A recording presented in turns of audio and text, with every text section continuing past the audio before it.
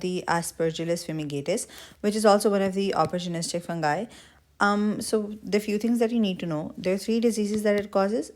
Invasive aspergillosis, aspergilloma cause करता है, which is a fungus ball in lungs, granulomatous lesion होता है ये, and allergic bronchopulmonary aspergillosis cause करता है. अब what happens is कि इसका habitat क्या होता है, ये हमारे पास decaying matter होता है जिसको inhale कर दिया जाता है. After inhalation, of course, it's going to affect the lungs, जिसमें हमारे पास क्या होगा, dyspnea, cough and normal like myalgia and influenza like symptoms होते हैं. अब normally what it does is कि पहले कॉलोनाइज करता है उस रीजन को, वहाँ पे कॉलोनाइज हो जाएगा और उसके बाद वो इन्वेड करता है. It's going to invade like for example जो वहाँ पे एब्रेडेड स्किन होगी, cornea, paranasal sinus and along with that external year.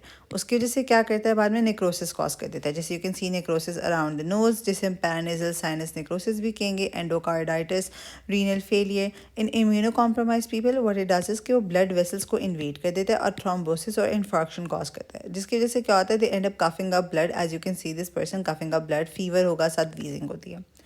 Allergic reaction में नॉर्मली अगेन एस्थमेटिक कंडीशन होगी, वीजिंग होती है, फीवर होती है. अब this this one aspergillosis flavus toxin, aspergillosis flavus होता है जो एफ्लाटॉक्सिन को रिलीज करता है. ये एफ्लाटॉक्सिन हेपाटोसेलुलर कार्सिनोमा कॉज करता है. This is one of the MCQs के व्हाट एस्परजिलस फ्लेवस होगा जो क्या रिलीज करेगा हमारे पास, एफ्लाटॉक्सिन.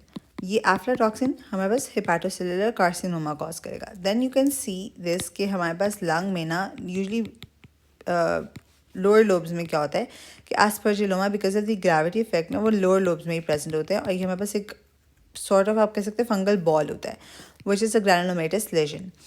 अब इसकी अगर हमें टेस्टिंग करनी होती है तो टेस्टिंग में क्या होता है, सबसे पहले you gonna see microscope. Microscope के अंदर क्या नज़र आएगा, इसके वी शेप सेप्टा हाइफीज जो होती है ना, septate. This is the only one with the septate hyphae in the opportunistic one. वैसे हमने सेप्टेड कहाँ पढ़ी थी, हमने सेप्टेड पढ़ी थी ट्राइकोफाइटिन और एपिडर्मोफाइटिन में भी पढ़ी थी.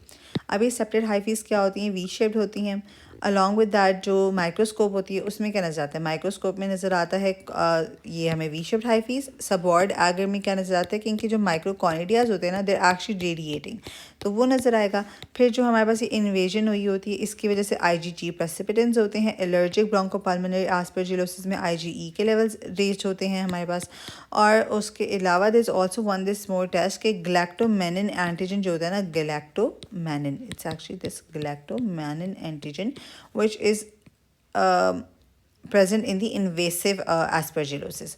सो इन्वेसिव के लिए ग्लैक्टोमिन एंटीजन हो गया, एलर्जी के लिए IgG हो गया, फंगल बॉल के लिए IgG प्रेसिपिटेंट्स हो गए. और इसकी ट्रीटमेंट के लिए one of the major MCQs के वॉरिकोनाजोल होती है use. This is also tested in pharmacology, but invasive aspergillosis के लिए और ओवरऑल भी एस्परजिलोमा के लिए जो एस्परजिलोसिस फ्यूमिगेटिस होता है उसके लिए वॉरिकोनाजोल यूज़ होती है.